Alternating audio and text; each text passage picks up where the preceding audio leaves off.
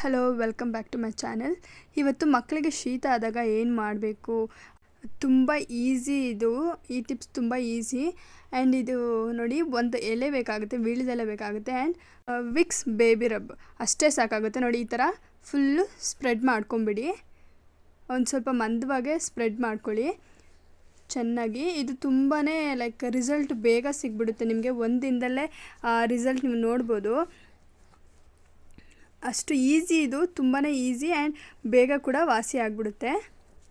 ನೋಡಿ, ಏನಿಲ್ಲ, ಈ ಥರ ಗ್ಯಾಸ್ ಸ್ಟವ್ನ ಕಡಿಮೆ ಇಟ್ಕೊಂಡು ನೋಡಿ, ಈ ಥರ ಒಂದು ಸ್ವಲ್ಪ ಅದು ಏನು ವಿಕ್ಸ್ ಇದೆ ಅದು ಸ್ವಲ್ಪ ಕರ್ಗೋವರೆಗೂ ಈ ಥರ ಮಾಡ್ಕೊಳ್ಳಿ ಸಾಕು.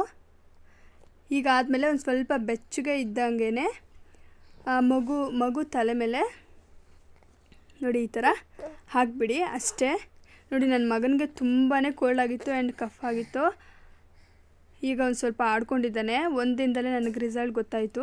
ಸೊ ಅದಕ್ಕೆ ನಾನು ಹೇಳ್ತಿದ್ದೀನಿ.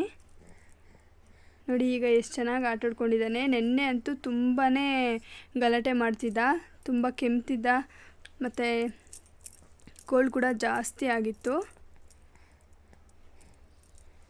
ಸೊ ನೀವು ಈ ಥರ ಟ್ರೈ ಮಾಡಿ, ಇದು ತುಂಬಾ ಹೆಲ್ಪ್ ಆಗುತ್ತೆ ನಿಮಗೆ.